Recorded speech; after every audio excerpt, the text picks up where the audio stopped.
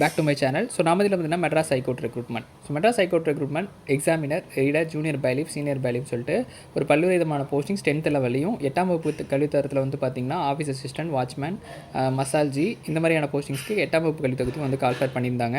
So இந்த எக்ஸாமினேஷனுக்கான study material அப்படின்றது நம்மகிட்ட அவைலபிளாக இருக்குன்றத நேற்று தினத்துலேருந்து நம்ம நோட்டிஃபிகேஷன் வந்த தினத்துலேருந்து வந்து அப்டேட் பண்ணிகிட்டு இருக்கோம். ஸோ அந்த வகையில் பார்க்கும்போது இந்த தேர்வினுடைய தன்மை சம்மந்தமாக நேற்று வந்து ஒரு வீடியோ மேக் பண்ணி போட்டிருந்தேன். இதில் நிறையா பேருக்கு ஒரு சந்தேகம் இருக்குது. ஸோ பார்ட் பியும் வந்து எலிஜிபிலிட்டியா அப்படின்றத கேட்குறீங்க. பார்ட் பியும் குறைந்தபட்ச தேர்ச்சி மதிப்பெண்கள் அப்படின்ட்டு வச்சுருக்காங்க. ஸோ அப்படி வச்சுருக்கும் போதே நமக்கு எலிஜிபிலிட்டி இருக்குன்றத கன்ஃபார்ம் பண்ணிக்கணும். ஏன்னா இந்த பார்ட் பி வந்து ஸ்கோரிங்காகவும் இருக்குது, ப்ளஸ் வந்து எலிஜிபிலிட்டியாகவும் இருக்குது. பார்ட் பியில் நீங்கள் ஸ்கோர் பண்ண வேண்டியது 48 கேள்விகள். 120 கேள்விக்கு 48 கேள்விகள் நீங்கள் ஆன்சர் சரியாக பண்ணால் மட்டும்தான் பார்ட் ஏவையும் வந்து வேல்யூவேட் பண்ணுவாங்க, பார்ட் பியில் உள்ள மார்க்கையும் வந்து ஃபைனலைஸ் லிஸ்ட் பண்ணுவாங்க. ஸோ பார்ட் ஏல நீங்கள் எவ்வளோ எடுக்கணும்? 20 கேள்விகள் எடுக்கணும். அதே மாதிரி பார்ட் பியில் 48 கேள்விகள் எடுக்கணும் கன்ஃபார்மாக. ஸோ இந்த 68 கேள்விகளுக்கு மேலே நீங்கள் 68 மதிப்பெண்கள்ன்றது ஜஸ்ட் பாஸ். ஸோ 68 மதிப்பெண்கள் ஜஸ்ட் பாஸாக இருக்கும்போது இந்த 68 மதிப்பெண்கள் எடுத்திங்கன்னா மட்டும்தான் உங்களுக்கு ஃபைனலிஸ்ட் கட் ஆஃப் வந்து ப்ரெடிக்ட் பண்ண முடியும். ஸோ அடுத்த லெவல் வந்து இன்டர்வியூ வச்சுருக்காங்க. ஸோ ரிட்டனில் 68 மார்க் எடுத்தாலும் நீங்கள் ஷார்ட் லிஸ்ட்டில் வந்தீங்க அப்படின்னா அடுத்த கட்ட தேர்வுக்கு உங்களை வந்து தகுதி செய்வாங்க. அந்த இன்டர்வியூ நீங்கள் வந்து அட்டன் பண்ணலாம். ஆனால் நம்ம ஃபைனலிஸ்ட்டாக 68 மார்க் எடுத்தாலே போதும், அதுதான் கட் ஆஃப் அப்படின்னு சொல்லலை. எவ்வளோக்கு எவ்வளோ மதிப்பெண்கள் எடுக்கிறீங்களோ அவ்வளோக்கு எவ்வளோ வேலை வந்து கையில் கிடைக்கும் அப்படின்றத நீங்கள் நம்பலாம். இந்த 68 மதிப்பெண்கள் ஜஸ்ட் பாஸ் மட்டும்தான். ஸோ 68 மார்க் எடுத்துட்டேன், எனக்கு வந்து இன்டர்வியூ கூப்பிடல அப்படின்னு மாதிரிலாம் நீங்கள் கிளைம் பண்ண முடியாது. எவ்வளோக்கு எவ்வளோ கட் ஆஃப் 68ங்கிறது ஜஸ்ட் பாஸ். 68க்கு மேலே நீங்கள் எவ்வளோ ஸ்கோர் பண்ணுறீங்களோ அதுதான் உங்களுக்கு இந்த வேலை வாய்ப்பை ஃபைனலாக வந்து வாங்கி தரப்போகுதுன்றதை கன்ஃபார்ம் பண்ணிக்கோங்க. ஸோ பார்ட் பி ரொம்ப இம்பார்ட்டன்ஸ் கொடுத்து படிக்கணும். அதேமாதிரி பார்ட் ஏவும் வந்து இம்பார்ட்டன்ஸ் கொடுத்து படிக்கணும். எதனால் சொல்கிறேன் அப்படின்னா, இதில் நீங்கள் 48 கேள்விகளே ஜஸ்ட்டு வந்து எடுத்துட்டிங்கன்னா கூட பார்ட் ஏ தமிழ் வந்து எப்படியும் பேசிக்ஸ் தமிழாக தான் இருக்கும். 6ஆம் வகுப்பு முதல் 10ஆம் வகுப்பு வரைக்கும்னு சொல்லியிருக்காங்க. இந்த 50 கேள்விகளை நல்லபடியாக அந்த 20 தாண்டி 30 மதிப்பெண்கள் அதில் ஃபுல்லாகவே எடுத்துட்டிங்க அப்படின்னா 50 ப்ளஸ் இதில் 48 மார்க் அப்படின்போது 98 மார்க் அப்படின்ற ஒரு வேல்யூக்கு வந்து வந்துடும். ஜஸ்ட்டு எப்படி 48க்கு மேலே தான் நீங்கள் வந்து ஸ்கோர் பண்ணுவீங்க. அதனால் இந்த தமிழை வந்து ஃபுல் அண்ட் ஃபுல் வியூவில் வந்து ஸ்கோர் பண்ணணும்னு மட்டும் எய்மோடு இருங்க. இந்த தமிழ் மதிப்பெண்களும் ஜென்ரல் ஸ்டடீஸில் ஓரளவுக்கு ஆவரேஜ் மதிப்பெண்கள் தான் இந்த வேலைவாய்ப்பு அப்படின்றது உங்களுக்கு ஃபைனலாக வந்து கிடைக்கும். அதனால் ரிட்டன் எக்ஸாமினேஷனில் நல்லா ஸ்கோர் பண்ணிட்டீங்க அப்படின்னா இன்டர்வியூலாம் ஒரு பொருட்டே கிடையாது.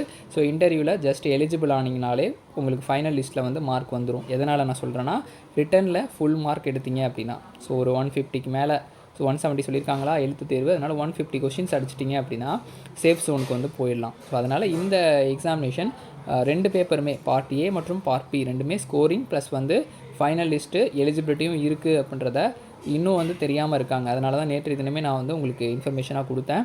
குறைந்தபட்ச தேர்ச்சி மதிப்பெண்களே வந்து இருக்குது. ஸோ இதை வந்து கொடுத்துருக்காங்க கீழேயும். இந்த குறைந்தபட்ச தேர்ச்சி மதிப்பெண்கள் எடுத்திங்கன்னா மட்டும்தான் உங்களுக்கு பார்ட் ஏவாக இருந்தாலும் சரி, பார்ட் பியாக இருந்தாலும் அடுத்த கட்ட வேல்யூவேஷனுக்கு வந்து போகும். அதனால் பார்ட் பியில் 48 கேள்விகள் அப்படின்றது சரியான விடையாக நீங்கள் பண்ணியிருக்கணுன்றதையும் நான் மீண்டும் ஒரு முறை பதிவு செய்கிறேன்.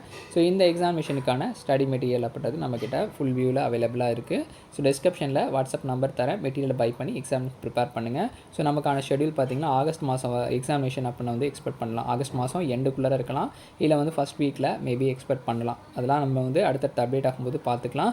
இன்னும் நிறைய மாவட்டங்களில் வெப்சைட் வந்து சரியாக ப்ராப்பராக வந்து ஒர்க் ஆகலைன்ற மாதிரி சப்ஸ்கிரைபர்ஸ் வந்து சொல்கிறாங்க. எக்ஸாக்டாக புதுக்கோட்டை மாவட்டத்தில் வந்து ஆஃபீஸ் அசிஸ்டன்ட் போஸ்ட்டுக்கு வந்து அப்ளை பண்ண முடியலன்னு கமெண்ட் செக்ஷனை வந்து சப்ஸ்கிரைபர் கேட்டிருந்தாங்க. ஸோ நானும் செக் பண்ணி பார்த்தேன், ஒன்றும் இஷ்யூஸ் இல்லை, ஓப்பன் ஆகுது. ஸோ நீங்களும் வந்து கொஞ்சம் மார்னிங் டைமில் ஏர்லி மார்னிங்கே வந்து ட்ரை பண்ணுங்கள், இல்லை அன்டைம் நைட்டு வந்து ஒரு 11 மணி இந்த டைமில் வந்து இது வந்து அப்ளை பண்ணுங்கள். மேபி சர்வர்ஸ் வந்து ஒர்க் ஆகலாம், ஸ்பீடாகவும் இருக்கும். அதனால் இந்த ரெக்ரூட்மெண்ட்டுக்கு இன்னும் அப்ளை பண்ணல அப்படின்னா மாவட்ட வாரியாக வந்து கொடுத்துருக்காங்க. மயிலாடுதுறை மாவட்டம் மட்டும் இல்லாமல் மிச்ச எல்லா மாவட்டத்துக்குமே நோட்டிஃபிகேஷன் அப்படி வெளியிட்டிருக்காங்க. ஒரு சில மாவட்டங்களில் கீழ்நிலை பணிகள் தான் இருக்குது, ஒரு சில மாவட்டங்களில் 10ஆம் வகுப்பு கல்வி தகுதி இருக்குது. ஸோ அதனால் மாவட்டம் விட்டு மாவட்டம் அப்ளை பண்ணும்போது 8ஆம் வகுப்பு கல்வி தகுதிக்கு அப்ளை பண்ணுறீங்க அப்படின்னா அந்த மாவட்டத்துக்கு நீங்கள் உங்கள் ஊரில், அதாவது வேறு ஒரு டிஸ்ட்ரிக்டில் 8ஆம் வகுப்பு அப்ளை பண்ண முடியாது. 10ஆம் வகுப்பு அப்ளை பண்ணுறீங்கன்னா வேறு ஒரு மாவட்டத்துக்கு 10ஆம் வகுப்பு அப்ளை பண்ண முடியாது. ஏன்னா ஒரே நேரத்தில் எக்ஸாமினேஷன் நடக்கும். சென்டர்ஸ் வந்து வேறு மாவட்டத்தில் ஜோனல் வைஸாக வந்து போடுவாங்க. ஸோ அதெல்லாம் நீங்கள் பார்த்துட்டு இந்த ஒரு எக்ஸாமினேஷனுக்கு வந்து அப்ளை பண்ணுங்கள். நிறைய வீடியோ நம்ம எம்எஸ்சி சம்மந்தமாக வீடியோ போட்டிருக்கோம். ப்ரீவியஸ் வீடியோ வந்து செக் பண்ணிவிட்டு என்னென்ன தகவல்கள் உங்களுக்கு வேணுமோ அதெல்லாம் பார்த்துக்கங்க. எல்லா இன்ஃபர்மேஷனுமே ஷேர் பண்ணியாச்சு.